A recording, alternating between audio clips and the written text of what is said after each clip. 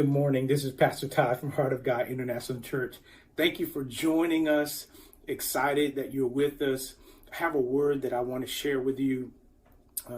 We've been talking about living out our purpose. We've been talking about that this is going to be the year that you're going to get up, that you're going to walk in your destiny. And I want to continue in that vein this morning and talking to you about your destiny and walking in your purpose. Destiny is your predetermined life. There is a predetermined life that God has for you. That's why I believe it's Romans chapter 8. It says, those whom he foreknew, he predestined to be transformed into the image of Christ. And so many times when we don't walk out our destiny, it doesn't put us in the vein of being transformed into the image of God, into the image of that which God really has for us. And so many people talk about they don't know what their destiny is. They don't know what their purpose is. And I just want to share something with you that I believe will help you this morning in fulfilling God's ordained destiny for your life and God's purpose for your life. If you could turn with me to 1 Samuel chapter 8, beginning at verse 4. And I really love this passage of scripture because it really does show us how God has a destiny for us, and sometimes how we can walk outside of that, of the will of God. So in 1 Samuel chapter 8, verse 4, is what it says. Then all the elders of Israel gathered together and came to Samuel at Ramah. And they said to him, you are old, and your sons do not follow in your ways. Appoint for us then a king to govern us, like other nations. But the people of Israel refused to listen to Samuel. So here's what happened. When Samuel, in verse 4 and 5, the people of Israel, the children of Israel, wanted a king. They wanted to be like other nations, right? But if you continue to read there, what happens is he says, well, you already have a king. God is your king. God is the person who is your king. Why do you want another king? And so if you skip down to verse 19, I'm skipping here. If you go to verse 19, for the sake of teaching, we see verse 4 and 5, the children of Israel wanted a king. Okay. In verse 19, it says, but the people refused to listen to the voice of Samuel. They said, no, but we are determined to have a king over us, so that we also may be like other nations, that our king may govern us and go out before us and fight our battles. When Samuel heard all the words of the people, he repeated them in the ears of the Lord. The Lord said to Samuel, listen to their voice and set a king over them. Samuel then said to the people of Israel, each of you return home. So we see here, and you can read this in its entirety on your own, but we see here that the children of Israel wanted a king, but that was never God's intention.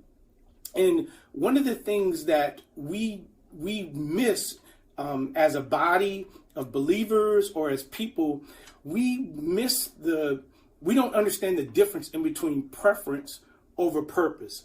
Okay. So listen, preference is what you're predisposed to. It's what you lean toward. It's what you're comfortable with, right? It's what you prefer. But purpose is about what is beneficial, what brings value or merit.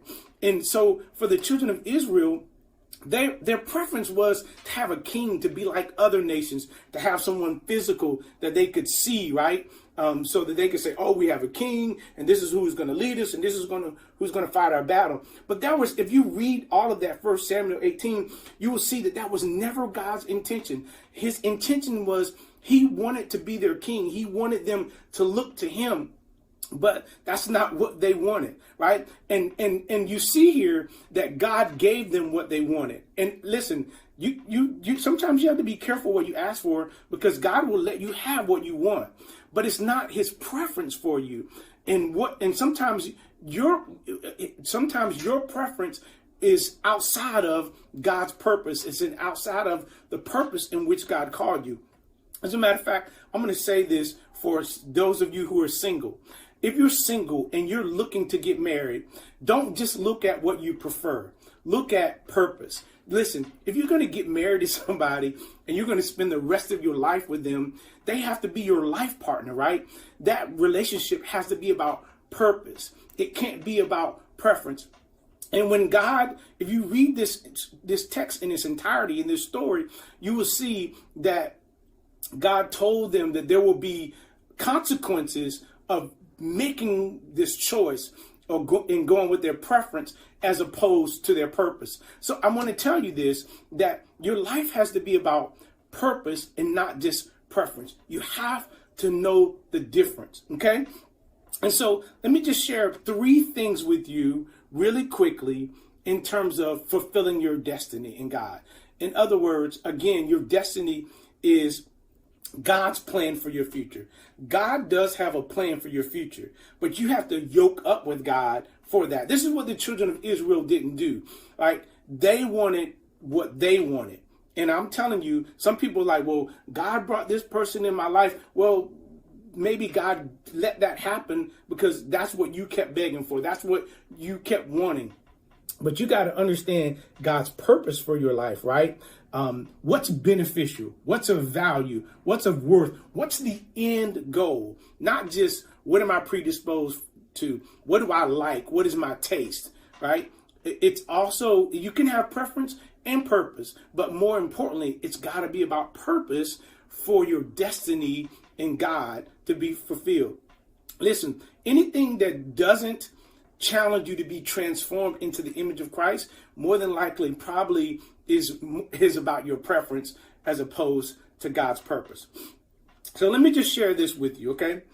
I'm going to share these 3 things with you, okay, that will help you in terms of walking into your purpose. There's 3 things that you're going to have to do. In Matthew chapter 4, we see that Jesus has just finished fasting and he comes out of the wilderness and he's tempted of the enemy. Okay. He's tempted by the enemy. And Matthew chapter 4, in verse 3, here's what it says. It says, and when the tempter came to him, he said, if thou be the Son of God, command that these stones be made bread. But he answered and said, it is written, man shall not live by bread alone, but by every word that proceeded out of the mouth of God. Listen, if you're going to fulfill your purpose, if you're going to walk in your destiny, here's the first thing you're going to have to do. You are going to have to change how you live, right? Number 1, you're going to have to change how you live.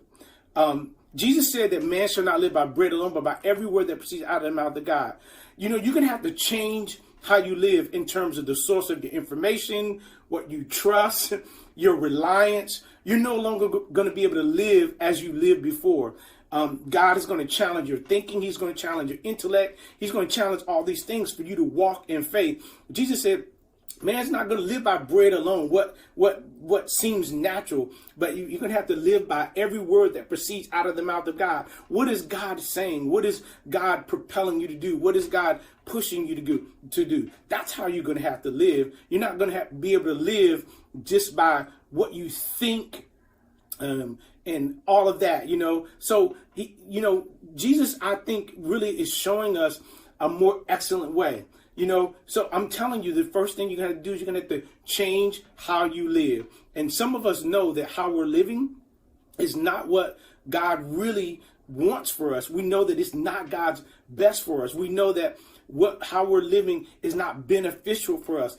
So you're going to have to change that if you want to walk in your destiny, if you want to walk in your purpose. OK, so that's the first thing. Number 2 is this. In verse 5, it says, then the devil taketh him up into the holy city, and setteth him on a pinnacle of the temple, and saith unto him, if thou be the Son of God, cast thyself down. For it is written, he shall give his angels charge concerning thee, and in their hands they shall bear thee up, lest at any time thou dash thy foot against a stone. Jesus said unto him, listen to what he says, it is written again, thou shalt not tempt the Lord thy God. Here's number 2. Don't test God. In other words, don't question God. You know, testing is questioning God, whether he's with you or not, and why do I have to do this? Why do I have to do that? You know, we want to question everything about God. We're like 2 and 3 year olds. Why, mommy? Why, daddy? Why? But you know, if you're going to follow God, you're going to have to learn to trust him and not always questioning everything. This is what the children of Israel, this is what they did in Exodus in chapter 17, and in Deuteronomy 6, it speaks of this. It says, this is what the Israelites did in the wilderness. They demanded water. They said, is there a God among us? Right? Like they tested God. They tempted God, right? They were just always asking these questions, right? That it's like, man, is this really what God wants? Why I really have to go through this? And then, listen, you're going to have to not question God. You're just going to have to follow him. You're going to have to do what he says. This actually got the Israelites in a lot of trouble because they were always questioning God. They were always questioning how God was leading them through Moses. And so you're not going to be able to test God or tempt God, okay? And here's the third thing that you're going to have to do, okay? If you read verse 8 in Matthew chapter 4, it says, again the devil taketh him up into an exceeding high mountain, and showeth him all the kingdoms of the world, and the glory of them, and saith unto him, all these things will I give thee, if thou wilt fall down and worship me.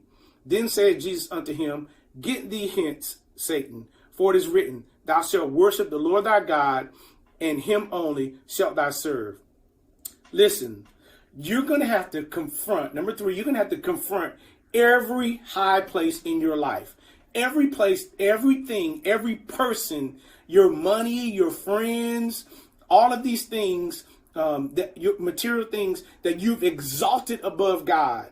And really, it's kind of like a worship. As a matter of fact, there's some of you, there are relationships that you have, and you've exalted that relationship above God. Here's how you know that, because that thing consumes you. You're more worried about that than you're worried about anything else. Anything that you worry more about, and are concerned more about than you are pleasing God, that thing is always on your mind. Now you run into the area of a false god, of idolatry, because this thing is always on your heart. It's always on your mind. It overtakes you. It consumes you. And you're more concerned about that thing or that person than you are the will of God and really following God. So you cannot serve God and have idols in your life, right? There's no room for a life with God and for God and idols. This is why in Luke 6:13, it says you cannot have two masters. So listen, if you're going to live out your purpose, these are 3 things that you're going to have to do, right? You're going to have to change how you live, right? You're going to have to change how you've been doing things. All of your source of information, and like your source of information causes you to walk in fear and not trust God. You're going to have to change who you rely on and what you rely on, right? You're not going to be able to test God and always question God and tempt God, right? And then you're going to have to confront the places in your life that you've exalted above God. These are like the first 3 things you're going to need to do in order to get to your destiny and your purpose. You're going to have to be real with yourself about these things, so that you can do what it is God has called you to do. Listen, I want to promise you that I never thought that I'd be doing what I'm doing, right? If I look back over my life, I would say I'm not qualified to do this. This is not what I thought I was going to be doing.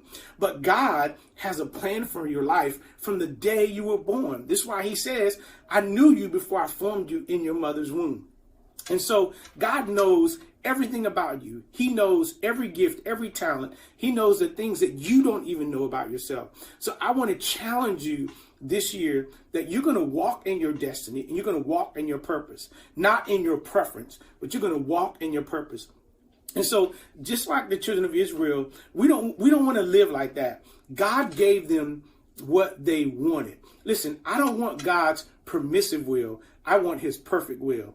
So what the children of Israel got was his permissive will. He permitted them to have a king. But there's always a consequence to what it is that you have a preference for, or what you choose. And so we have to walk in our purpose and not necessarily our preference. Yes, sometimes we can have both, but don't let your preference override your purpose. Some of us right now, we are not walking our purpose because we have chosen preference over purpose. I want you to think about that. I want you to evaluate that in your life, because this is a year that God really wants you to stretch out, to go and do what you've not done before. And I really desire that for you. God has some great things in store for you. And I want every one of us to walk in our destiny and walk in our purpose. This is Pastor Todd from Heart of God International Church.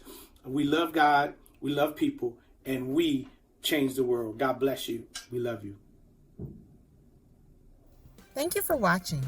If you would like to support our ministry, please visit www.hogic.org/donate.